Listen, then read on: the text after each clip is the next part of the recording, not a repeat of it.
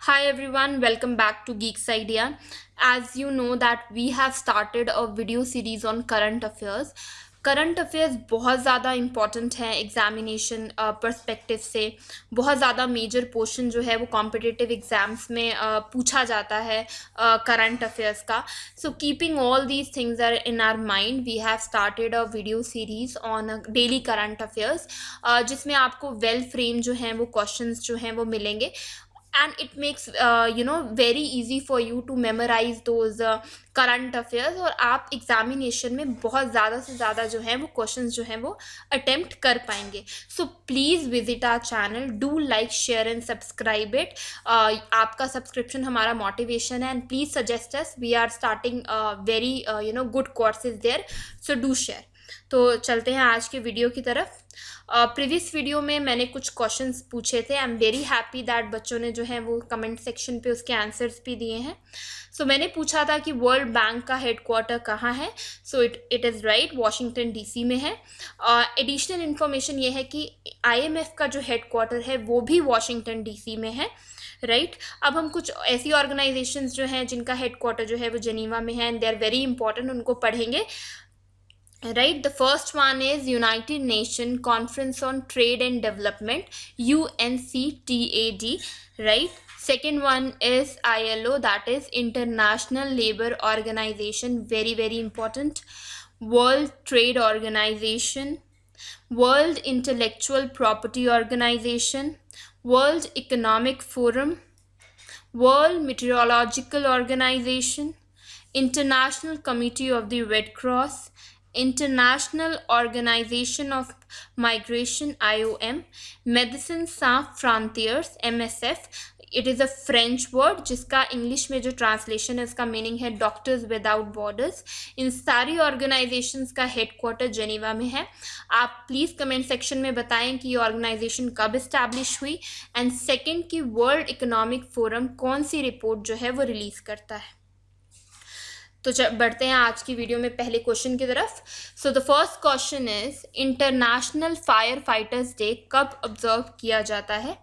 May 4 को। मैंने आपको पहले भी बोला था कि जो डेज होते हैं वो बहुत इंपॉर्टेंट होते हैं, वो एग्जाम्स में बहुत पूछे जाते हैं, तो इन पे आप काफ़ी स्ट्रेस दीजिए, राइट। अब May 4 से रिलेटेड कुछ इंपॉर्टेंट फैक्ट्स हैं। इस डे को सेंट फ्लोरियन डे भी कहा जाता है। तो सेंट फ्लोरियन जो थे वो एक कमांडिंग फायर फाइटर थे रोमन बटालियन के। उनको क्यों याद किया जाता है? कि उन्होंने बहुत सेवरल लाइफ्स को सेव किया था एक विलेज में, इसलिए उनको एक पैट्रन सेंट कहा जाता है।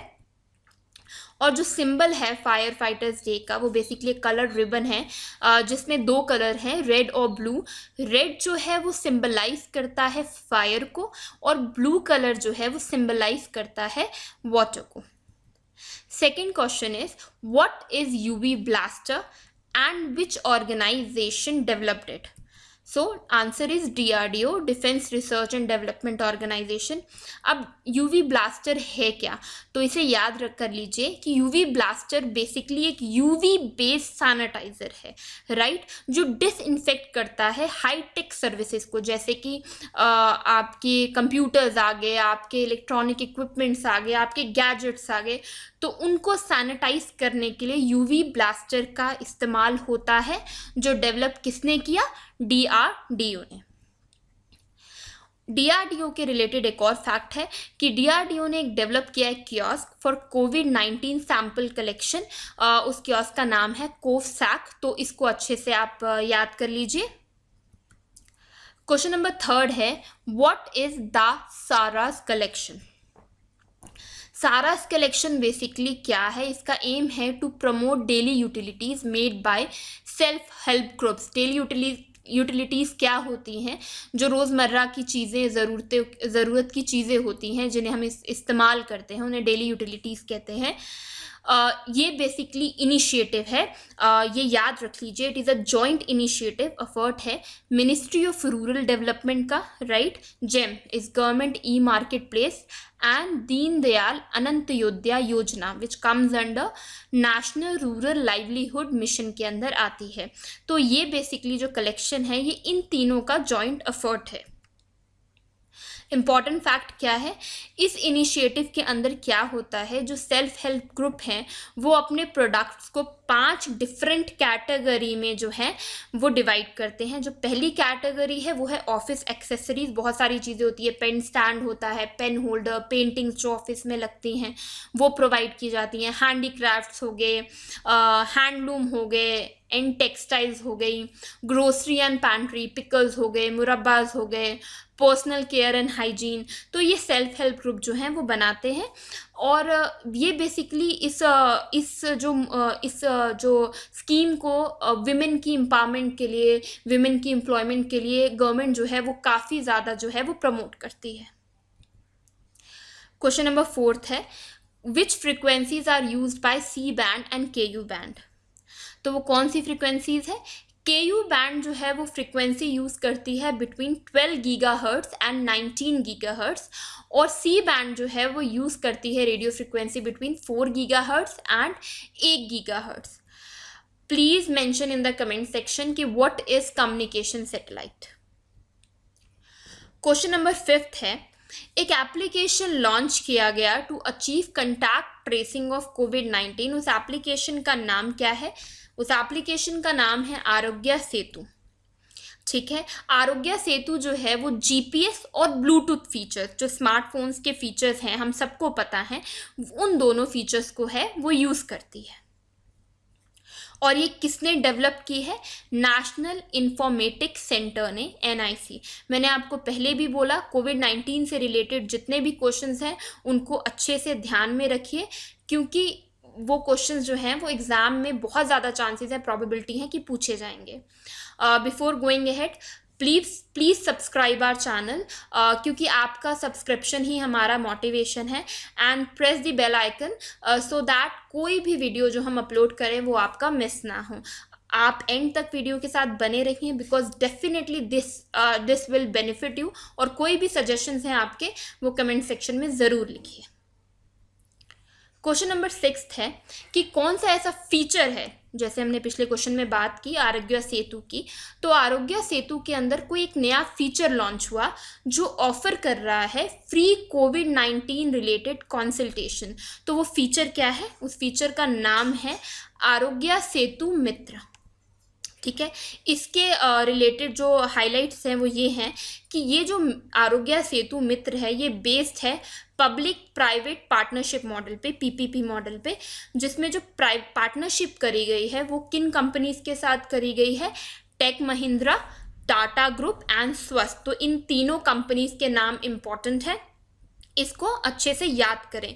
स्लाइड को, जितनी भी स्लाइड्स हैं ये करंट अफेयर के क्वेश्चंस की, इनको 2 से 3 बार देखें। ये क्या होता है, एक मेमोरी में जब आप कुछ देखते हैं या आप कुछ सुनते हैं तो आपकी जो मेमोरी है वो ज़्यादा उसकी रिटेंशन पावर जो होती है वो ज़्यादा हो जाती है, आपको ज़्यादा याद रहेगा एज़ कम्पेयर टू जब आप खुद करंट अफेयर्स पढ़ेंगे।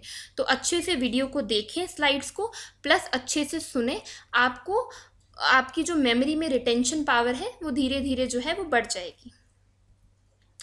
क्वेश्चन नंबर 7 है, which flu in Assam reported death of pigs. ठीक है, आंसर है अफ्रीकन स्वाइन फ्लू, राइट।